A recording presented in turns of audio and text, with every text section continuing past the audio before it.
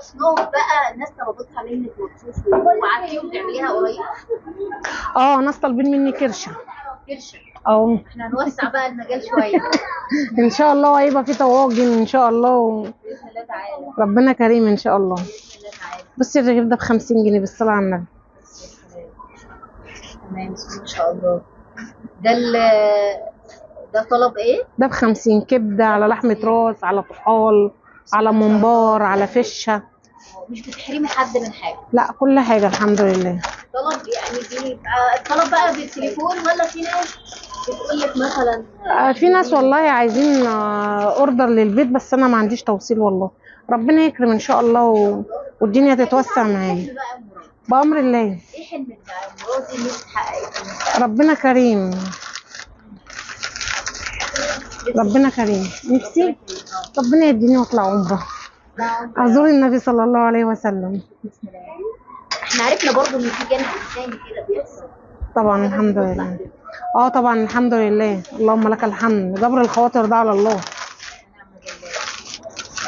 ده جبر الخواطر ده حاجه كبيره قوي عند ربنا يعني. انا شفتها اكتر من عربيه موجوده بس برضه مرادي كل واحد رزق. طبعا ونعم بالله. في نفس المجال بيبقى في كذا عربيه موجوده وكذا حد بيجي. طبعا. بس كلها ارزاق. طبعا ونعم بالله.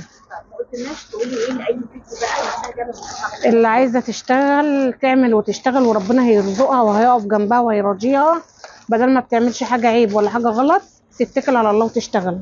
الشغل مش عيب عامه بالنسبه لي انا كمبدأ يعني. ما بيهمنيش من حد يبقى المعنى الاصح ما بعملش حساب لكلام حد. الشغلانه دي هي السنه دي. الحمد لله اللهم لك الحمد. نظافته قبل اي حاجه. طول ما المنبر نظيف طول ما يطلع معاكي ناجح جدا. لا مؤاخذه لو المنبر مش نظيف هيطلع معاكوا طعمه سيء جدا فوق ما تتصوري. شوربه الكوارع دي اسمها كوارع الغلابه. كوارع الغلابه. ايوه. قلنا طبق عامل كام؟ ايه؟ قلنا طبق عامل كام؟ 30 جنيه. 30 جنيه. هنزلها لكم. ثانيه واحده بس. تسخن بس. ماشي.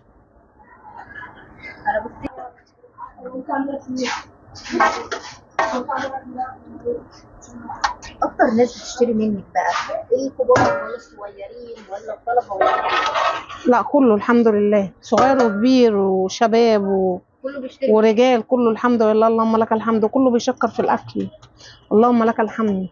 اولا الاكل جميل والحمد لله مش شكرانيه في نفسي والله. انا نظيفه جدا وبحب النظافه